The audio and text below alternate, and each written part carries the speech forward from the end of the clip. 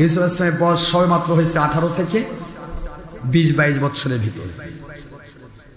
ইউসুফ আলাইহিস সালাম তো নবী, আপনারা ভালো করে জানেন, সকলের মধ্যে সর্বশ্রেষ্ঠ সুন্দর।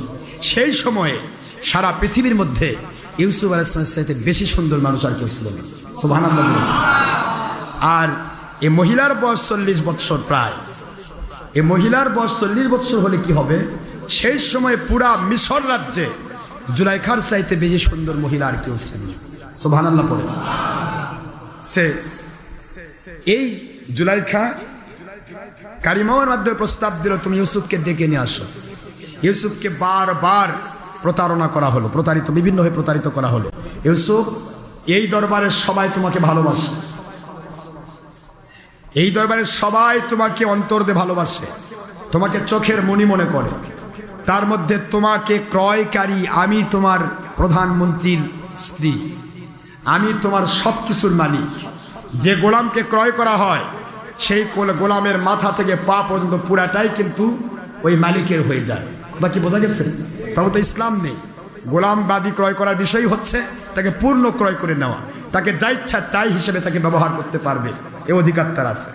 কিন্তু বললো যে আমি তোমাকে গোলাম হিসেবে ব্যবহার করতে চাই না, এই জন্যই কারণ তুমি তো আমাদের গোলাম না। কারণ যে টাকা দিয়ে তোমাকে ক্রয় করা হয়েছিল সে টাকাগুলি তো মিস্টার কে মনে আছে আপনাদের, ইবনে জার, মালিক ইবনে জার, যে যার কাছে ক্রয় করেছিল, তিনি সব টাকাগুলি এই ওজনে সোনা, ওজনে রূপা, ওজনে সব কিছু ফেরত দিয়ে চলে গেছে। সে তো টাকা নেয় নাই, কাজে তুমি তো গোলাম না। আর গোলাম হিসেবে ক্রয় করার পরে তোমার পূর্ণ অধিকার আমার আছে। তো আমার একটি কথা, যে আমার কুপ্রস্তাবে, আমার কে কুপ্রস্তাব যেটা আমি দিচ্ছি তোমাকে, এটাতে তোমাকে রাজি হতে হবে। কুপ্রস্তাব তো নয়, এটা সুপ্রস্তাব তার পক্ষ থেকে। কারণ গোলামের কাছে কোনো প্রস্তাব লাগে না। একটা যখন গোলামবাদী ক্রয় বিক্রয় হতো, তখন যে বাদী ক্রয় করা হতো, ওই বাদীটা যে ক্রয় করতো পুরুষ মানুষ, সেটা তার স্ত্রী হিসেবেই ব্যবহার করত। কথা কি বোঝা গেছে? আবার যেই গোলামকে কেউ ক্রয় করত, সেই গোলামকে ওই বাড়ির মহিলা তাকে স্বামীর মতো ব্যবহার করত। নাউজুবিল্লাহ। এরকম সেই সময়ের সে আইন ছিল। তো এখানে তো তার উপরে এমনিই তার অধিকার। তারপরও ইউসুফ আলাইহিস সালাম যেহেতু অত্যন্ত সম্ভ্রান্ত, তার জিন্দেগি চলার পথই আলাদা, তিনি কোনোদিন কোনো নারীর দিকে চোখ তুলে তাকান না। সুবহানাল্লাহ পড়বেন না তোলে? এই অবস্থা দেখে কোনো ক্রমেই ডাইরেক্ট প্রস্তাব দেওয়ার সাহস সে পায়নি, গোলাম হিসেবে ব্যবহার করার কোনো রকমের সাহস সে পায়নি। কিন্তু অনেক প্রস্তাব দেওয়ার পর ইউসুফ আলাইহিস সালাম বললেন, দেখেন আমি এখানে এসেছি আজিজ মিশরের গোলাম হিসেবে। আজিজ মিশরের কোনো রকমের ক্ষতি হোক, তার কোনো দিক থেকে আজিজ মিশরের সামান্যতম, এই প্রধানমন্ত্রীর সামান্যতম খেয়ানত হোক, এমন কাজ করা আমার পক্ষে সম্ভব নয়। যারা বলুন সুবহানাল্লাহ। ইউসুফ আলাইহিস সালামের অবস্থা দেখে সে বুঝতে পারলো এ তো কোনো ক্রমে মানবে না। লাস্টে তৃতীয় নম্বর, এবার তৃতীয় নম্বর প্রচেষ্টা চলছে। কারিমা বলল, আপনাকে আপনার ক্রয়কারী যিনি মালিক, তিনি আপনাকে ডেকেছেন। কোথায় ডেকেছেন? সপ্ত দরজা ভেদ করে। খুব বোঝার চেষ্টা করেন। আমি আপনাদের আগে বলেছি, জুলাইখার ঘর ছিল 7টা দরজা ভেদ করে, 7টা ঘর, এরকম ঘর তালা মারলো, আবার আরেক ঘর তালা মারলো, আরেক ঘর তালা মারলো, এবার 7টা ঘরে তলাবদ্ধর পরে ফিনিশিং 8ম নম্বর ঘর যেটা, সেই ঘরটাতে জুলাইখা থাকতো। কথা কি বোঝা গেছে?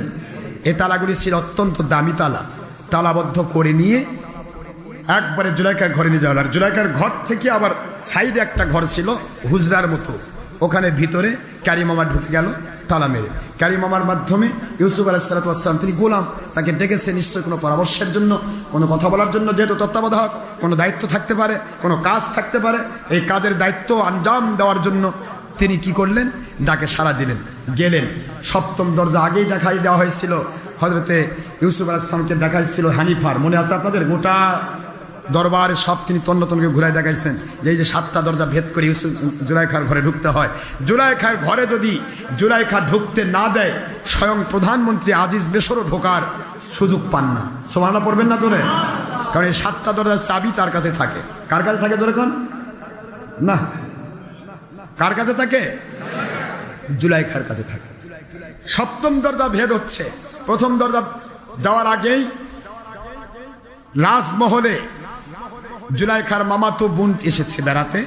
এই মামাতো বোনের একটা ছেলে মতন তোর মেয়ে, মামাতো বোনটার নাম ছিল কিচেন, আর এই ছেলেটার নাম ছিল আপনার ছেলে বা মেয়ে হবে, যাই হোক এই কিচেনের একটা মেয়ে বা ছেলে যে কোনো একটা, যেহেতু শাহিদা শব্দ ব্যবহার করা হয়েছে এখানে পুরুষ ব্যবহার করা হয়েছে, তাদের ছেলেই হবে।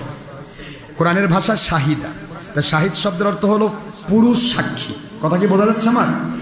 তো এখানে পুরুষ সাক্ষী সেই হিসেবে এই মামাতো বোন, এই বোনের একটা ছেলে বা মেয়ে যেই হোক, ছোট্ট একটা মেয়ে, 4 মাস বয়স। কয় মাস বয়স যখন ইউসুফ আলাইহিস সালাম যখন যাচ্ছেন, ও চূড়ান্ত বেগে কাঁদছে, 4 মাস বয়সের সন্তানটা। তো কাঁদা দেখি ইউসুফ আলাইহিস সালাম বলছে, ব্যাপার কি, এ সন্তান কাঁদে কেন? তো মামাতো বোন বলছে, জানি না কেন কাঁদছে, কোনো সময় তো কাঁদে না, হঠাৎ করে কান্না শুরু করছে। ইউসুফ আলাইহিস সালাম বুঝতে পারলেন, তিনি বললেন, নিশ্চয়ই ভিতরে কোনো সমস্যা হতে যাচ্ছে, এই সন্তান নিষ্পাপ, যার কারণে আল্লাহর কুদরত থেকেই সে বুঝতে পেরে কাঁদছে। যারা বলুন সুবহানাল্লাহ। তো যাই হোক, ইউসুফ আলাইহিস সালাম আস্তে করে তার মাথায় হাত দিয়ে দিল, যে মাত্র হাত দেওয়া কান্না বন্ধ হয়ে গেল। 4 মাস বয়সী শিশু, এর কান্না বন্ধ করে দিয়ে ইউসুফ আলাইহিস সালাম প্রথম দরজা ঢুকে পড়লেন। ঢোকার সাথে সাথে দেখা যাচ্ছে দরজা বন্ধ হয়ে গেল। দরজা বন্ধ হয়ে যাওয়ার পরে তালাবদ্ধ হয়ে গেল। এই কারি মামা, ষড়যন্ত্রকারী মহিলা, এ শয়তানের চক্রান্তের আওতায় পড়ে দরজা প্রথম বন্ধ করে দিল। দিয়ে তাকার ইউসুফ আলাইহিস সালাম, কেন দরজা বন্ধ করা হচ্ছে? বলে, আপনার মালিকের আদেশ। ইউসুফ আলাইহিস সালাম, মালিক কে? কে মালিক? একদিকে আল্লাহ মালিক, আরেকদিকে যে কিনে নিয়ে আসতেছে এরা মালিক মনে করতেছে। তো ঠিক আছে, মালিকের যখন আদেশ, এখানে তো আর কিছু করার নেই, ঠিক আছে বন্ধ কর। আর আল্লাহর ওলিগণ বা নবী রাসূলগণ, তারা প্রত্যেকটা জায়গায় কিন্তু প্রতিটা মুহূর্তই চিন্তা করে, যত বিপদই আসুক, ও বিপদ আমার কাছে পানির মতো, কারণ আমার মালিক আমার সাথে। এখানে কোনো কিছু মনে করে কি কেউ? কারণ শয়তানের চক্রান্ত আসলে কি দুর্বল। ইন্না কাইদাশ শাইতানি কানা দাঈফা, ইন্না কাইদাশ শাইতানি কানা দাঈফা। শয়তান যত বড়ই চক্রান্ত করুক, এই চক্রান্তটা অতীব দুর্বল। এই দুর্বল চক্রান্ত কিরকম? আল্লাহ পাক বলতেছেন, মাথালুহুম কামাথালিল আনকাবুত। মাকড়াসার জাল যেরকম বনে সারা বছর ধরে, মাকড়াসা কি ফ্রিজ জাল বনে না? কি ব্যাপার, কি মন খারাপ নাকি আপনার? মাকড়াসার জাল বুনতে সময় লাগে না? লাগে না? গোটা বাড়ি মাকড়াসার জাল দিয়ে বুনাইছে, সারা বছর ধরে বুনালো, এদিকে এদিকে দিয়ে মাকড়াসার জাল বুনাইছে। বাড়ির মালিক দেখে ভয় পাইলে হবে? গোটা বছর ধরে মাকড়াসার জাল বুনাইছে। বাড়ির মালিক যদি 2 দিকে 2 ঝাড়ুর বাড়ি দেয়, গোটা বৎসরের মেহনত শেষ।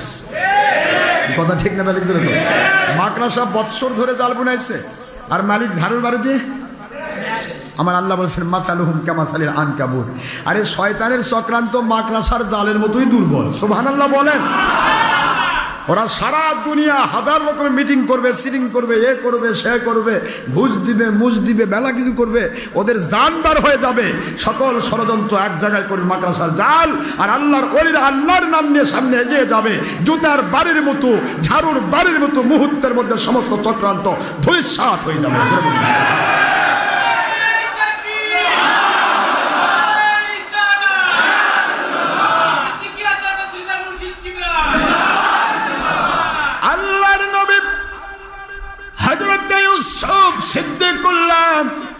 আলাইহিস সালাম মালিকের উপর নির্ভরশীল হয়ে যাচ্ছেন। আমার মালিক, কোথায় যাচ্ছি, কেন যাচ্ছি আমি জানি না, আপনি দয়ার সাগর, আপনি যা করবেন তাই হবে, তবে দয়া করে প্রত্যেকটা বিপদের ভিতরে আপনি মালিকই আমার সাহায্যকারী।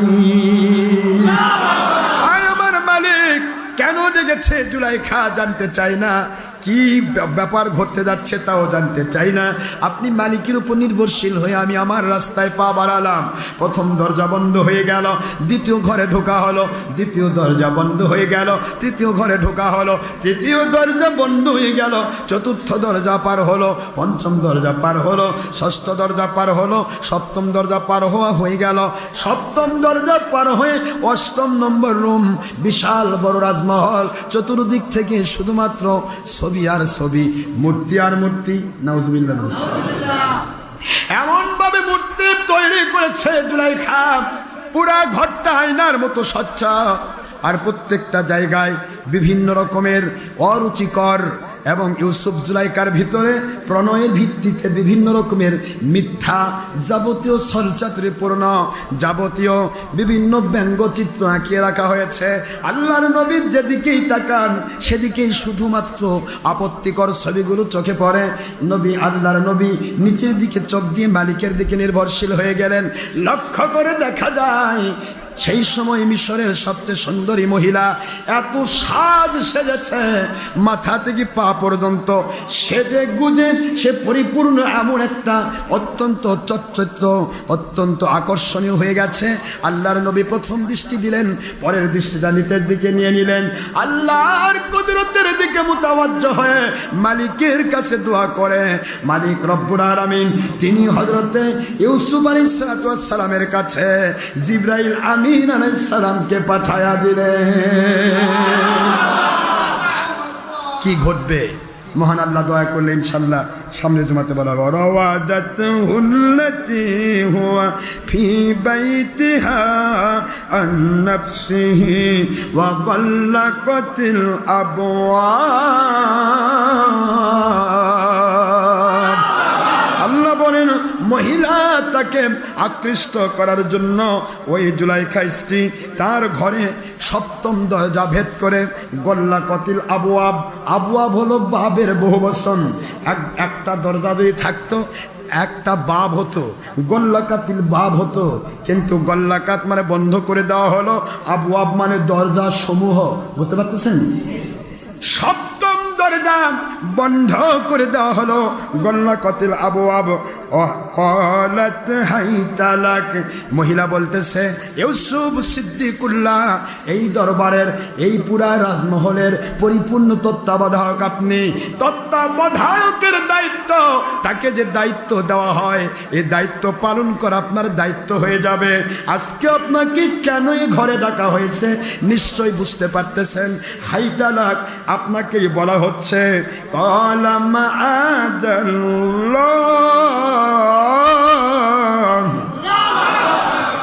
قال معاذ الله إنه ربي أحسن مثواي إنه لا يفلح الظالمون।